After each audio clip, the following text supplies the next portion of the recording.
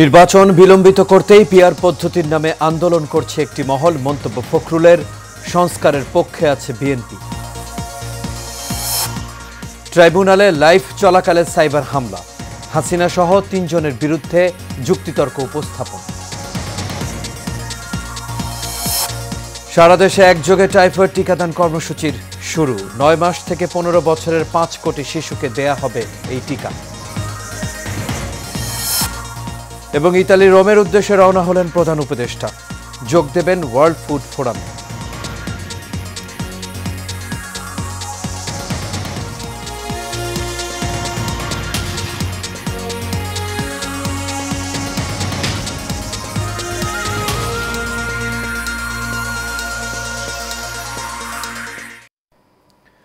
সবাইকে স্বাগত এশিয়ান নিউজে। দর্শক, পুরো সংবাদ জুড়ে আপনাদের সঙ্গে আছি আমি আনোয়ার রাজ। এতক্ষণ শুনছিলেন বিআরবি কেবল ইন্ডাস্ট্রিজ লিমিটেড সংবাদ শিরোনাম।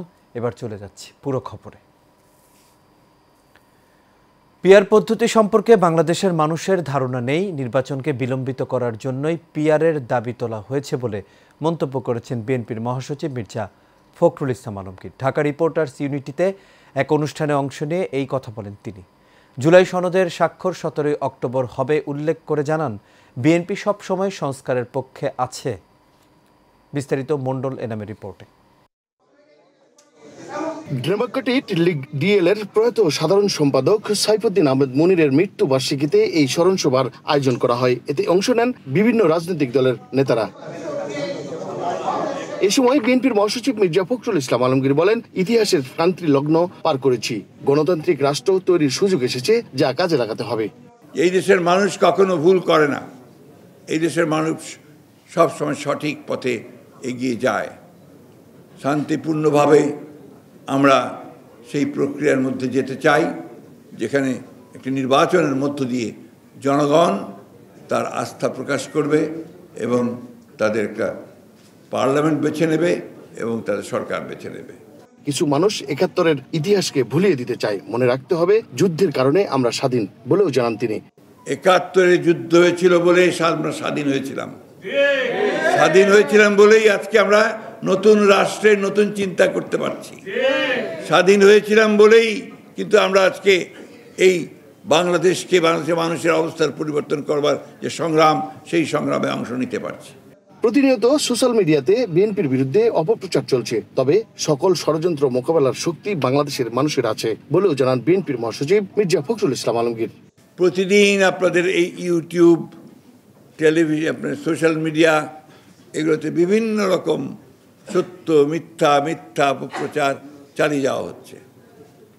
আমার বিশ্বাস যে আপনারা এখান থেকে সঠিক তথ্যটি বেছে নিতে সক্ষম। মণ্ডল Enam, Asian television, Dhaka.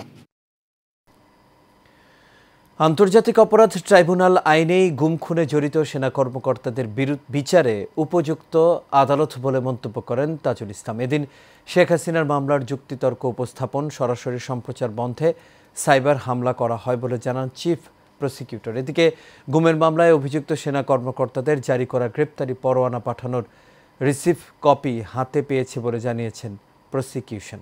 Walid Siddiqui report করেছেন। শুরু হলো শেখ হাসিনা সহ ৩ জনের বিচারের শেষ ধাপ।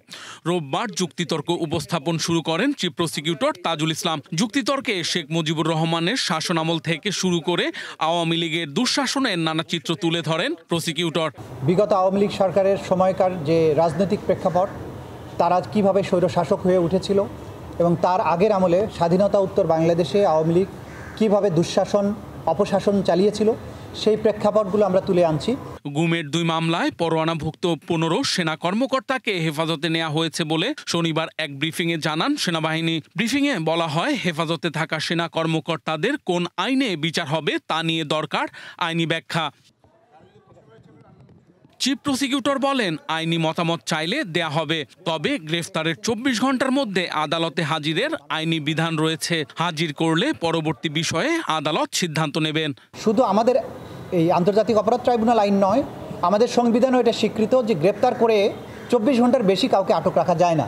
যদি আদালত আপনাকে আটক রাখার অথরিটি দেয়, কেবলমাত্র তখনই আপনি আটক রাখতে পারবেন। সুতরাং যাকে যখনই গ্রেপ্তার করা হবে তাকে আইনের বিধান হচ্ছে তাকে আদালতের কাছে আনতে হবে। আদালত যদি তাকে আটক রাখতে বলে আটক রাখা হবে, আদালত যদি তাকে ছেড়ে দিতে বলে জামিন দেয় সেটা দিতে পারেন। সুতরাং ডিসিশন নেওয়ার অথরিটিটা তখন আদালতের হাতে চলে যায়। এইটাই হচ্ছে আইনি ব্যাখ্যা। তো আমাদের কাছে কেউ ব্যাখ্যা চাননি, যদি চান তখন আমরা ব্যাখ্যা নিশ্চয়ই তাদেরকে জানাবো। তিনি আরো বলেন, আন্তর্জাতিক অপরাধ ট্রাইব্যুনাল আইনেই গুম খুনের মতো অপরাধের বিচার সম্ভব। সংবিধান নিজেই বলে দিচ্ছেন যে 1973 সালের ক্রাইমস ট্রাইব্যুনাল অ্যাক্ট এর মূল্য সংবিধানের চেয়েও শক্তিশালী। সংবিধানই এটাকে প্রোটেকশন দিয়েছে। সুতরাং এই আইনের কোনো বিধানকে চ্যালেঞ্জ করা যাবে না, এই আইনের কোনো বিধানকে চ্যালেঞ্জ করে কোনো আদালতে যাওয়া যাবে না, সুপ্রিম কোর্টে যাওয়া যাবে না, রিট পিটিশন দায়ের করা যাবে না, মেইনটেনেবল হবে না, কারণ এইটার প্রোটেকশন স্বয়ং সংবিধান দিয়েছে। এদিন শেখ হাসিনার মামলার যুক্তিতর্ক উপস্থাপন সরাসরি সম্প্রচার শুরু হলে সম্প্রচার বন্ধে সাইবার হামলা করা হয় বলেও জানান তাজুল ইসলাম। আজকে যখন আমাদের এই আর্গুমেন্টগুলো সোশ্যাল মিডিয়ায় লাইভ সম্প্রচারিত হচ্ছিল, সেই সময় আমাদের আন্তর্জাতিক অপরাধ ট্রাইব্যুনালের চিফ প্রসিকিউটর অফিসের যে ফেসবুক পেজ, সেটার উপরে সাইবার অ্যাটাক করা হয়েছে। করার মাধ্যমে ফেসবুকটাকে সাময়িকভাবে ডিসেবল করে দিয়েছিল তারা, যদিও সেটা উদ্ধার করা সম্ভব হয়েছে। যুক্তিতর্ক উপস্থাপন শেষ হলে এই মামলাটি রায়ের দিকে যাবে। Walid Siddiqui, Asian television, Dhaka. সারা দেশে সরকারের সম্প্রসারিত টিকাদান কর্মসূচি এর আওতায় 9 মাস থেকে 15 বছরের কম বয়সী প্রায় 5 কোটি শিশু ও কিশোরকে 1 ডোজের টাইফয়েড কনজুগেট ভ্যাকসিন দেওয়া শুরু হয়েছে। শিশুদের বিনামূল্যে টাইফয়েডের টিকাদান কর্মসূচি চলবে 13 নভেম্বর পর্যন্ত। এই টিকা টাইফয়েড প্রতিরোধে 95% বেশি কার্যকর বলে জানিয়েছে স্বাস্থ্য মন্ত্রণালয়। ইপিআই সূত্রে জানা গেছে 1 ডোজের ইনজেক্টেবল টাইফয়েড টিকা 3 থেকে 7 বছর পর্যন্ত সুরক্ষা দেবে। গ্যাভি ভ্যাকসিন অ্যালায়েন্সের সহায়তায় বাংলাদেশে এই টিকা সরবরাহ করা হয়েছে। স্বাস্থ্য মন্ত্রণালয়ের তথ্য মতে 4 কোটি 90 লাখ শিশুকে টিকা দেওয়ার লক্ষ্যমাত্রা নির্ধারণ করা হয়েছে। এ পর্যন্ত 1 কোটি 70 লাখের বেশি শিশু নিবন্ধন করেছে। ওয়ার্ল্ড ফুড ফোরামের ফ্ল্যাগশিপ ইভেন্টে যোগ দিতে ইতালির রোমের পথে রওনা হয়েছেন প্রধান উপদেষ্টা অধ্যাপক ডক্টর মোহাম্মদ ইউনুস। হযরত শাহজালাল আন্তর্জাতিক বিমানবন্দর থেকে রোমের উদ্দেশ্যে যাত্রা করেন তিনি। সফরসূচি অনুযায়ী অধ্যাপক ইউনুস ফোরামের মূল অধিবেশনে আমন্ত্রিত অতিথি হিসেবে ভাষণ দেবেন। সেই সঙ্গে তিনি ইতালির প্রধানমন্ত্রী জর্জিয়া মেলোনি এবং বিভিন্ন আন্তর্জাতিক সংস্থার প্রধানদের সঙ্গে বৈঠক করবেন। এসব বৈঠকে খাদ্য নিরাপত্তা, দারিদ্র্য নিরসন ও টেকসই উন্নয়ন সহ বৈশ্বিক ইস্যু নিয়ে আলোচনা হবে। ওয়ার্ল্ড ফুড ফোরাম জাতিসংঘের খাদ্য ও কৃষি সংস্থা আয়োজিত একটি বৈশ্বিক প্ল্যাটফর্ম, যেখানে বিশ্বের নীতি নির্ধারক, গবেষক ও উদ্যোক্তারা খাদ্য ব্যবস্থার ভবিষ্যৎ নিয়ে মত বিনিময় করবেন। আগামী 15 অক্টোবর প্রধান উপদেষ্টা দেশে ফেরার কথা রয়েছে। 31 দফা বাস্তবায়ন হলে দেশের মানুষের অধিকার প্রতিষ্ঠিত হবে জানিয়েছেন বিএনপির জাতীয় নির্বাহী কমিটির সদস্য ডক্টর মোহাম্মদ জালাল উদ্দিন। চাঁদপুরের মতলব উত্তর উপজেলায় তারেক রহমান ঘোষিত রাষ্ট্রকাঠামো মেরামতের 31 দফা বাস্তবায়নের লক্ষ্যে উপজেলা বিএনপি ও পৌর বিএনপি আয়োজিত ছেঙ্গারচর কলেজ মাঠে জনসভায় প্রধান অতিথির বক্তব্যে তিনি এসব কথা বলেন। এ সময় তিনি ধানের শীষকে বিজয় করার লক্ষ্যে চাঁদপুর 2 নির্বাচনী আসনের বিএনপির সকল মনোনয়ন প্রত্যাশীদের এক মঞ্চে এসে ঐক্যবদ্ধ হওয়ার আহ্বান জানান। নোয়াখালী বিভাগ আমাদের দাবি নয়, এটা আমাদের অধিকার। এই স্লোগানে চট্টগ্রামে বসবাসরত নোয়াখালীবাসীর উদ্যোগে মানববন্ধন অনুষ্ঠিত হয়েছে। মানববন্ধনে নোয়াখালী জেলার বিভিন্ন উপজেলার বাসিন্দা ও নেতৃবৃন্দ উপস্থিত ছিলেন। ইকবাল হোসেন রুবেলের সভাপতিত্বে মোহাম্মদ মেহেদি হাসান রায়হানের সঞ্চালনায় মানববন্ধনে আরও উপস্থিত ছিলেন অ্যাডভোকেট আক্তার হোসেন, জাকির হোসেন, আমির পাটোয়ারি, নূর হোসেন, সাংবাদিক সহ আরও অনেকেই।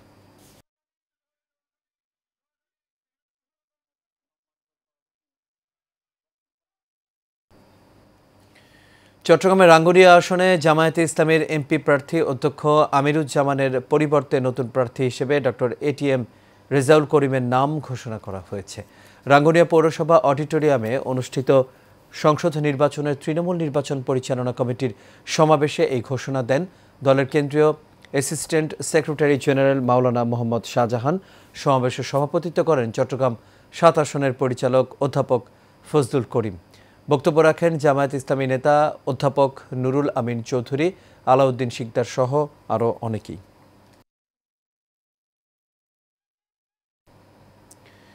ইসলামী ব্যাংকের 5,500 কর্মকর্তাকে বরখাস্ত ও সেই সাথে ওএসডি করার প্রতিবাদ ও চাকরি পুনর্বহালের দাবিতে সংবাদ সম্মেলন করা হয়েছে।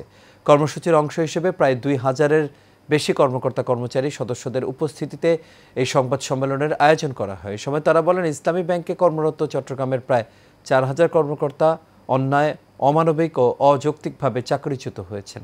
চাকরিচ্যুত সবার জীবনে নেমে এসেছে অন্ধকার, অনিশ্চয়তা। তাই যাদেরকে টার্মিনেট করা হয়েছে তাদেরকে শপথে বহাল রাখার দাবি জানান তারা। ন্যাশনাল পিপলস পার্টির অঙ্গ সংগঠন ন্যাশনাল পিপলস যুব পার্টির উদ্যোগে মাদক বিরোধী আলোচনা সভা অনুষ্ঠিত হয়েছে। দুপুরে রাজধানীর মিরপুরে ন্যাশনাল পিপলস যুব পার্টির কার্যালয়ে ন্যাশনাল পিপলস যুব পার্টির সভাপতি তারিকুল ইসলাম সুমনের সভাপতিত্বে মাদক বিরোধী আলোচনা সভা অনুষ্ঠিত হয়। এ সময় ন্যাশনাল পিপলস যুব পার্টির সভাপতি তারিকুল ইসলাম সুমন বলেন, ন্যাশনাল পিপলস পার্টির চেয়ারম্যান জাতীয় নেতা শেখ সালাউদ্দিন সালুর নেতৃত্বে ন্যাশনাল পিপলস যুব পার্টির প্রত্যেকটি নেতাকর্মী মাদককে বাংলাদেশে মুক্ত করার লক্ষ্যে বাংলাদেশের প্রতিটি অঞ্চলে সামাজিক উদ্যোগ নিয়ে কাজ চালিয়ে যাচ্ছে। এ সময় আরও উপস্থিত ছিলেন ন্যাশনাল পিপলস যুব পার্টির সাংগঠনিক সম্পাদক শান্ত, ন্যাশনাল পিপলস যুব পার্টি মিরপুর মডেল থানার সদস্য সচিব রুবেল হোসেন আকাশ সহ স্থানীয় নেতৃবৃন্দ। ইনশাল্লাহ এইভাবেই আমাদের এনপিপির চেয়ারম্যান জাতীয় নেতা আলহাজ শেখ সালাউদ্দিন সালু ভাইয়ের নেতৃত্বে বাংলাদেশের প্রত্যেকটি প্রত্যন্ত অঞ্চল থেকে শুরু করে সমস্ত জায়গায় অ্যাক্টিভিটি পরিচালনা করব। রাজধানী মিরপুরে অবস্থিত ইন্টারন্যাশনাল কনভেনশন সেন্টার লিমিটেডে আইসিসিএল সবচেয়ে বড় লাইভ মিউজিক রেস্টুরেন্ট আইসিসিএল গোরমে চালু করা হয়েছে। এখানে ভোজনপ্রেমীরা অসাধারণ ও মুখরোচক সব খাবারের পাশাপাশি লাইভ মিউজিক উপভোগ করার সুযোগ পাবেন। শনিবার এক জমকালো আয়োজনের মধ্য দিয়ে এই আইসিসিএল গোরমে চালু করা হয়। এই বিষয়ে আইসিসিএল-এর চিফ অপারেটিং অফিসার শামীম বিল্লাহ বলেন, এখন শহরের সবচেয়ে বড় লাইভ মিউজিকের সুব্যবস্থা নিয়ে এসেছে আইসিসিএল। অত্যাধুনিক কিচেন, বিশ্বমানের সেবা আর কর্মীদের নিরলস প্রচেষ্টা যেভাবে মানুষের ভালোবাসা পেয়েছে, ঠিক সেভাবেই এই লাইভ মিউজিক, মুখরোচক খাবার ও সুবিশাল স্ক্রিনও মানুষের কাছে অন্যতম প্রধান আকর্ষণ হয়ে উঠবে বলে আশা করছি আমরা। আগামী নির্বাচনে ধানের শীষে ভোট দিয়ে বিএনপিকে জয়যুক্ত করার আহ্বান জানিয়েছেন রাজধানীর দক্ষিণখান থানা বিএনপির আহ্বায়ক মোহাম্মদ হেলাল তালুকদার। গতকাল রাতে রাজধানীর দক্ষিণখানের সওদাগর পাড়ায় আয়োজিত উঠান বৈঠকে ও লিফলেট বিতরণ অনুষ্ঠানে প্রধান অতিথির বক্তব্যে তিনি এই আহ্বান জানান। বৈঠকের সভাপতিত্ব করেন দক্ষিণখান থানা বিএনপির যুগ্ম আহ্বায়ক মোহাম্মদ আনোয়ার হোসেন জমিদার। আরও উপস্থিত ছিলেন দক্ষিণখান থানা বিএনপির যুগ্ম আহ্বায়ক আমিরুল ইসলাম বাবলু, মতিউর রহমান মতি, কামরুল হাসান আকরাম সহ স্থানীয় বিএনপি ও সংগঠনের নেতাকর্মীরা।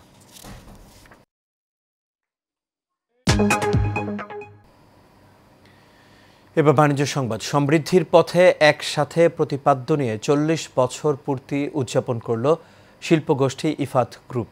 এই উপলক্ষে ঢাকার ধামরায় ইফাদ অটোস ফ্যাক্টরিতে বর্ণাঢ্য অনুষ্ঠানের আয়োজন করা হয়। অনুষ্ঠানে উপস্থিত ছিলেন ইফাদ গ্রুপের চেয়ারম্যান ইফতেখার আহমেদ টিপু সহ কোম্পানির vice chairman, group managing director এবং বিভিন্ন ব্যবসায়িক বিভাগের উচ্চপদস্থ কর্মীরা। ইফতেখার আহমেদ টিপু বলেন, ইফাদের ৪০ বছরের যাত্রা শুধু ব্যবসা নয়, বরং দেশের উন্নয়ন, কর্মসংস্থান সৃষ্টি ও মানুষের অগ্রগতির গল্প। অনুষ্ঠানের শেষ ভাগে ছিল সাংস্কৃতিক অনুষ্ঠান।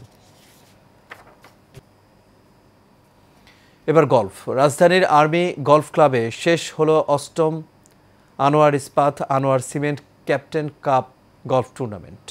প্রতিযোগিতা অবসরপ্রাপ্ত lieutenant colonel M A Yusuf overall champion, অবসরপ্রাপ্ত air commodore Rashidul Haque veteran winner, Bashir Ahmed senior winner, Salma Jesmin Siddiqui lady winner এবং master Arfan Hasan junior winner হয়েছেন। রাজধানীর আর্মি গলফ ক্লাবের সমাপনী অনুষ্ঠানে প্রধান অতিথি নৌবাহিনীর প্রধান অ্যাডমিরাল এম নাজমুল হাসান বিজয়ীদের মাঝে পুরস্কার তুলে দেন। এ সময় আর্মি গলফ ক্লাবের president lieutenant general Khan Firoz Ahmed, Anwar group of industry chairman Monowar Hossain সহ অন্যান্যের মধ্যে আরও উপস্থিত ছিলেন 5টি ক্যাটাগরি এই আয়োজিত এই টুর্নামেন্টে 758 জন অ্যামাচার গলফার অংশ নেন।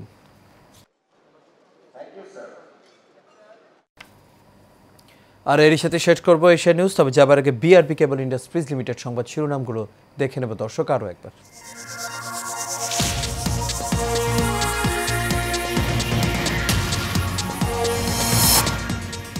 নির্বাচন বিলম্বিত করতেই পিআর পদ্ধতির নামে আন্দোলন করছে একটি মহল। মন্তব্য ফখরুলের, সংস্কারের পক্ষে আছে বিএনপি। ট্রাইব্যুনালে লাইভ চলাকালে সাইবার হামলা, হাসিনা সহ ৩ জনের বিরুদ্ধে যুক্তিতর্ক উপস্থাপন। সারা দেশে একযোগে টাইফয়েড টিকাদান কর্মসূচি শুরু। ৯ মাস থেকে ১৫ বছরের ৫ কোটি শিশুকে দেয়া হবে এই টিকা। এবং ইতালির রোমের উদ্দেশ্যে রওনা হলেন প্রধান উপদেষ্টা, যোগ দেবেন ওয়ার্ল্ড ফুড ফোরামে।